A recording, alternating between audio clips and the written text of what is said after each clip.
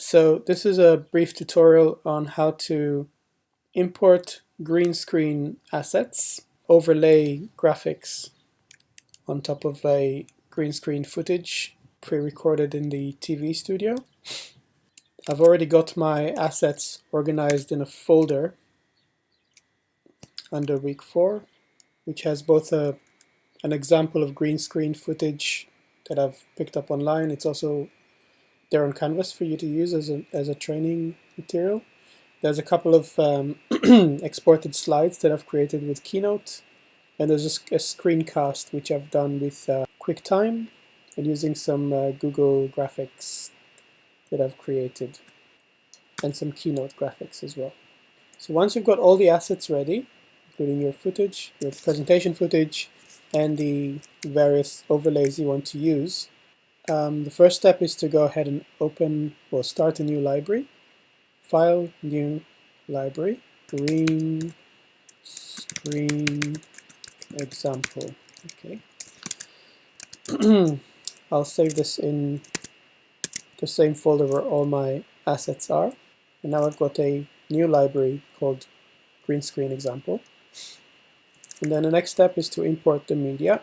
If you're not sure which library you're in and you don't want to navigate to it using the regular menus, you can hit Command Tab and go back to Finder, or click on Finder down and go back to your window where all the assets are organized, where all these files are organized, and just grab the whole folder and simply drag it on top. Now we're at the right folder. I'll go ahead and import all the stuff that I'll need for this tutorial. I'm now going to go ahead and start a new project by clicking on the New Project tab here. I'm going to call it Green Screen Example. The video format is 480p, which is 180p, which is 1920 by 1080, 25p. The rendering is always on Apple ProRes 422, and it's stereo 48 kilohertz. Gonna hit OK, and now I've got a new project called Green Screen Example, which is also open down here. If you're not sure, you can double click it to make sure you're working on the correct project. Now, once you've got all your assets within the project, the first thing to do is to take the green screen footage and lay it here as the basis for your presentation. If you've got certain areas, certain places where you'd like the green screen to, where you'd like slides to appear, you could do a few things. You could either create a marker by pressing M, which gives you a marker, and you could give it a name if you like, slide 1 for example. Or you could already go ahead and cut the footage at this point. That'll be a Command B. I'm using Command B, which might make your life a bit easier because the areas where you cut the footage will correspond directly to the areas where you will put in your background overlays, background assets. So some of these clips that you have prepared. So in this case, I've got a few locations where I'd like to put a background footage in.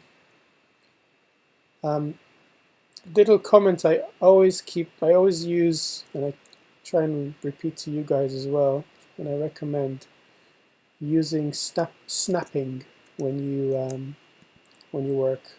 Make sure snapping is on. Snapping helps your locator kind of glue onto areas where there's a cut, or a piece of footage is starting or ending, which can greatly improve the synchronicity with which you work. So to make sure you put things in the right place so they're synchronized. So the first thing I'll do is use a regular slide.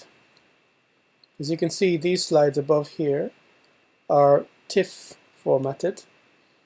TIFF has not only RGB values, red, green, and blue for each pixel, but it also has an alpha layer, which is a transparent layer.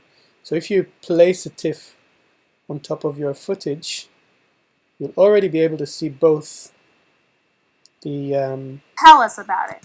both the video and the slide overlaid, as you can see. So the background of this slide is completely transparent. So this is an easy way to overlay Keynote graphs if you export them as a TIFF and make sure the background is transparent. I'm going to show how to do that in a different tutorial. But for this tutorial, because we're using chroma key, what's called chroma key, which is green screen, or it could be any other color really, we're going to use slides that do not have this transparency overlaid behind them, and also some footage which is also not transparent. So the first thing to do is take your footage or your slide, it doesn't matter, they're treated exactly the same. I'm going to take a piece of video and place it underneath the image you want to use. So in this case, the footage, the green screen footage is on top, and the screencast footage is in the back. This is the screencast I created. This just has a map, a scan over a map. What I'll do now, I actually put the cuts in the wrong location, so I'm going to readjust the footage to make it all in one go. And I'll get rid of this little marker here. By control clicking the marker, you get this menu, and you can choose to delete it. Now we've got clean footage on top. So we've got two video pieces, and again, this could be an image as well. Here's a still image afterwards as well, just for you to see. They're treated exactly the same. Next thing we'll do is we'll have to apply an effect onto the green screen footage called keyer. If you look at your effects menu, which is found here, there's a section called keying, which has a luma keyer and a keyer. We're going to specifically use the keyer, and we just put this on top. You already see the backgrounds changed to the image. What the keyer does is recognize the color green and make it transparent, applies a transparency layer instead of the green part. So in this case, because the video is filmed very well, very good, because the green is evenly distributed, and the lighting is good, there's good separation between the figure and the background, then you can already see that the overlay happened quite seamlessly, and the results are already quite good. Here. Okay. Same with the image. If I switch to the image, the overlay came out quite well. Another thing you might like to do is work with the images, with the background image, changing some of its properties. If you double click on the background image or on the background video, let's work with the video first because we started with that. And let's say we wanted the video to be a bit larger and a bit diagonal as it is on the BBC newscast. So the first thing we can do is double click it, go to the screencast area and scale it. Use the scale bar to scale the video. There's of course a limit to how much you can scale it, because this is it's limited to the size of your screen, right? So this is a full screen size. It's why we're here. Black box insurance review. So the preview might not look like a full screen here, but it is a full screen. That's because we're at 50% of zoom on this window. You could also use fit, and then we can see it in full screen. Okay, now in order to change something about the background, we could use rotation, for example, which probably in most cases you would not like to do. But you could also do some scaling. For example, well, that, as we just did before, you could scale the whole thing. You could scale just one axis, which would make the footage skewed. Typically, it's not a very good idea to scale just one axis.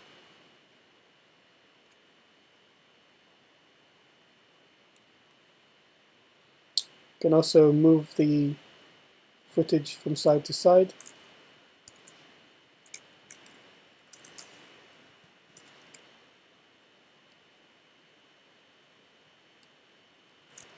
Or we can put this at the center as it was before. So just by going back to the same value as the y is, so 94 in this case. And I'll put y back into x back into 0.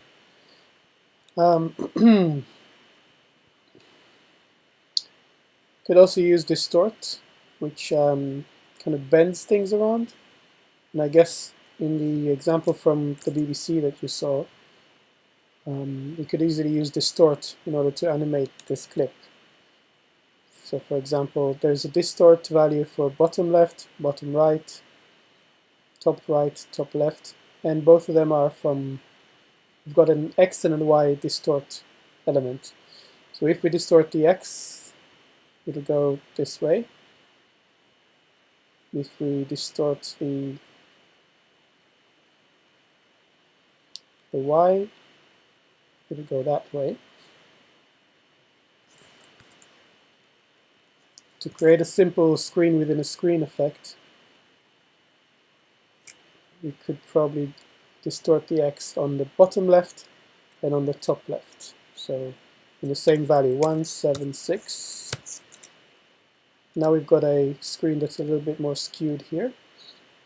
And then if we added a bit more Y on both sides,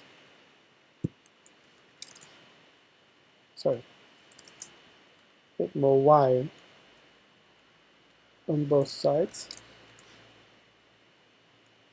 you can sort of create an effect of geometry happening within the frame.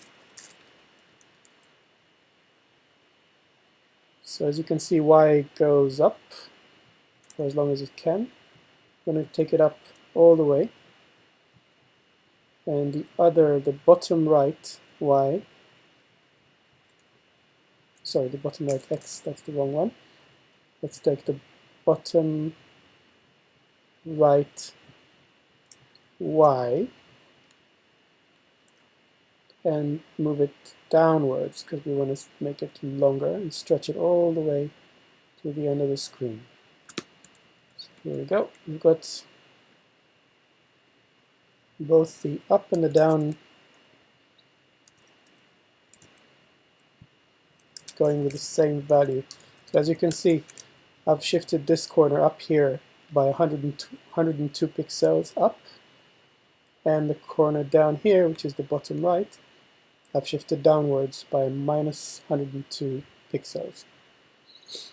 Now if you want to work with this corner as well, the top left and the bottom left, these two corners, we can use their Y factor and their X factor as well. So if I push their X factor, the bottom left and the bottom right, once again a bit further, let's say 270, sorry, 270, and there's 270 in this corner as well.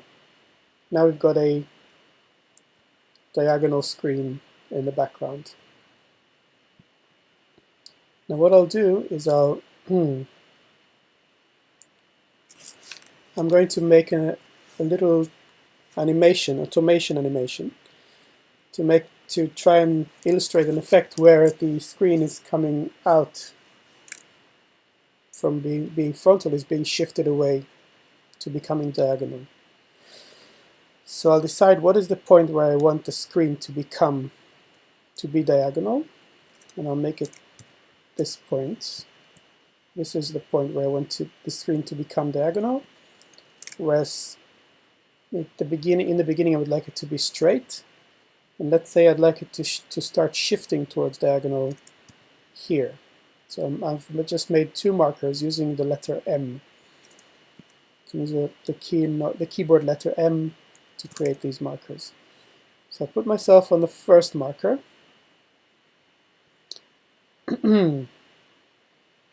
Sorry, I'll put myself on the second marker, and then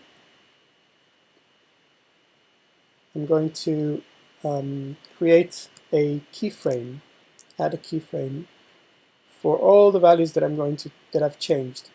So all of those values, if we look at the background video, just highlight the background video, go into the settings here, and you'll see the values that have changed. So there's a scaling element. I'm going to create a keyframe on this side here. There's a distort element. So all of the different dimensions have been distorted, and that's it. So these are the 7 elements I've changed, or 6 rather. Then I'm going to go back to the first indicator I've put, the first marker I've put in, and I'll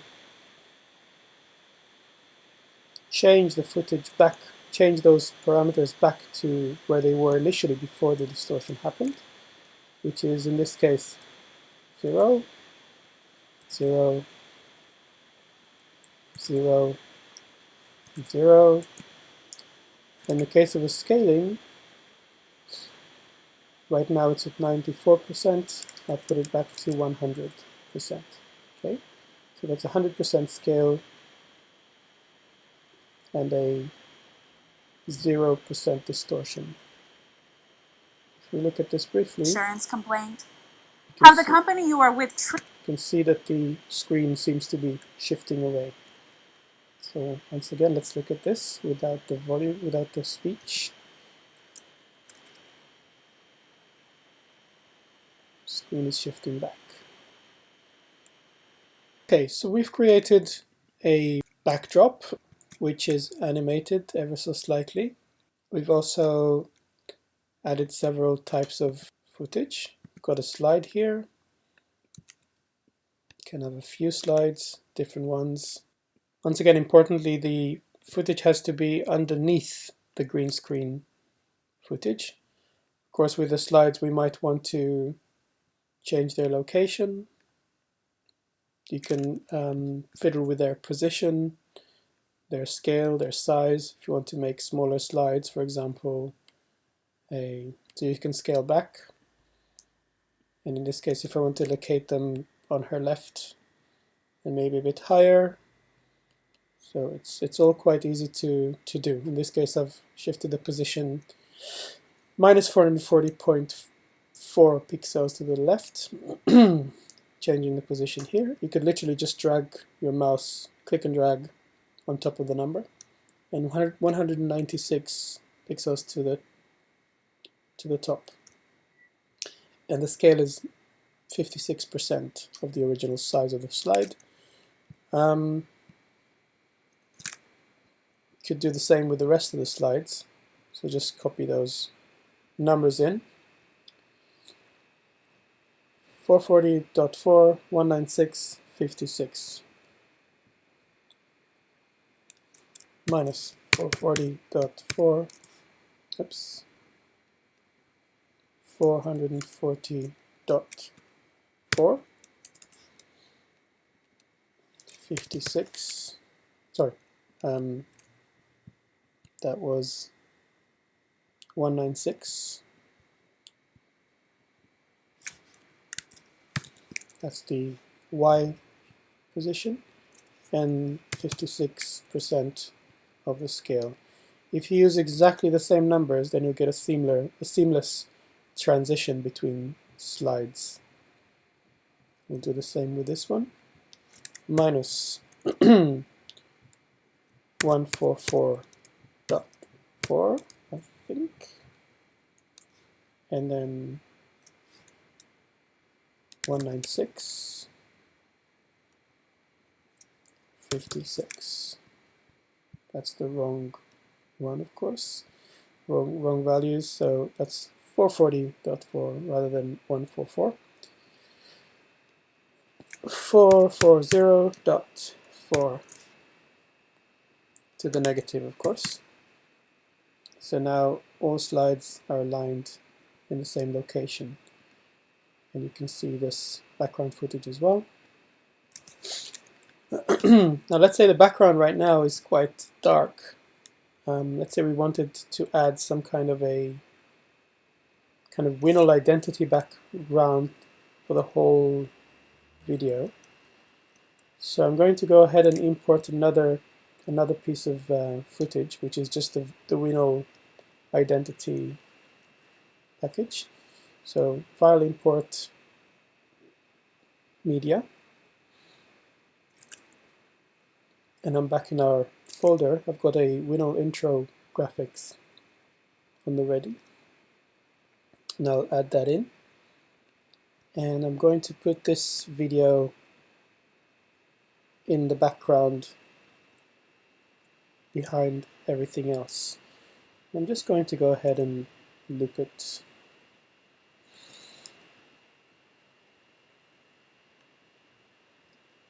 Right, so this way what we have, and of course, yeah, make sure you get rid of the volume because there's some music in the background there. And now what we've got is a dual layered video with the WINOL graphic in the background and the screencast we created before with a map in the middle. And we've got a bunch of keynote slides coming in as well, and eventually reverting back to just a graphic. And we can also, if you wanted at some point, for example, to fade the presenter into the background, we could say we wanted to do that right now. So this is at 1 minute 13 into the cast. We once again use the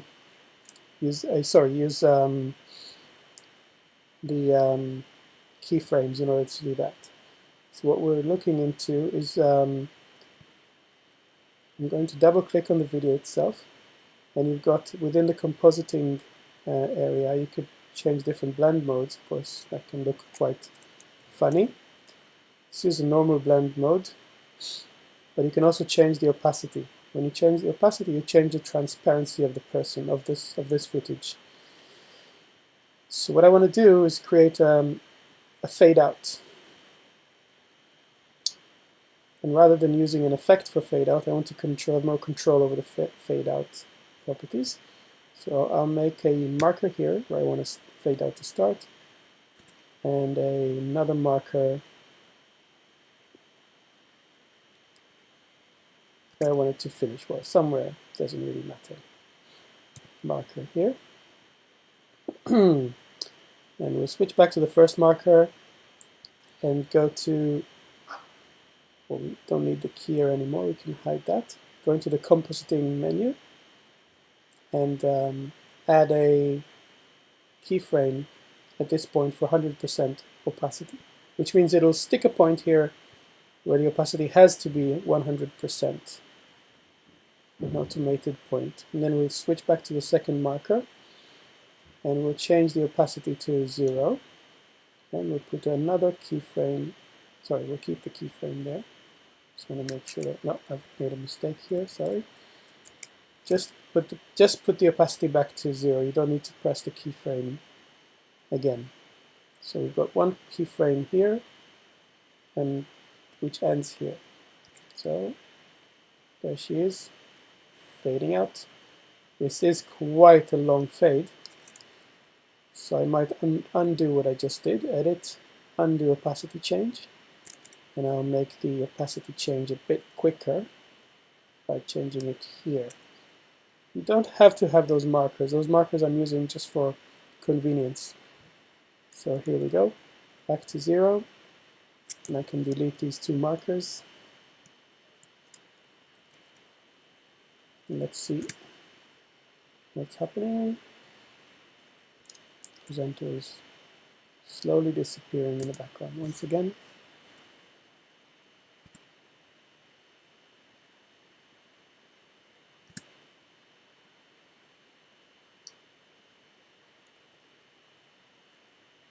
There we go. And we can end this nicely with a WINOL. Winner takes all. Okay, so this is a quick tutorial about these, about how to do a chroma key and how to change the background overlays so that they seem like an interactive set of graphics in the background. One last thing I would probably do to make this seem a bit more smooth is to blur a little bit the infographic. The intro graphic. I would kind of be inclined to do that. If you look into the blur section here in the effects, so once again, effects can be found here on this pane here, and you go into the blur area, and just usually pick the Gaussian blur, this one, and I'll just put that on top of the WINOL intro graphics. And for as long as the WINOL intro graphics are not are in the background of something else. When we go back to only using WINOL intro graphics, then we can also we can have them less blurred. The other thing, if you notice, the WINOL intro graphics are quite quick, they're quite fast. The other thing you could do is change the speed of the background. So speed retime. So that's called retime in Final Cut Pro. So let's use retime to slow down to 50%. Okay, so that's a longer clip as well. And I'll copy that again. So I'm going to loop the clip in this speed. As you can see, we've now got a softer version of the intro graphics. I might retime this clip as well. We've got a softer version of the intro graphic going more slowly in the background. Let's look at it. Slightly slower, which makes things a bit less painful on the eye, a bit less attention grabbing. Okay, and the map becomes more the center of things. Then once all the graphics are done, we can go back and see the regular WINOL footage. And I think I'll slow down the speed of that footage as well. So I'll retime it to make it slower by 50% as well. And I'm going to cut away the numbers bit and just use the graphics bit.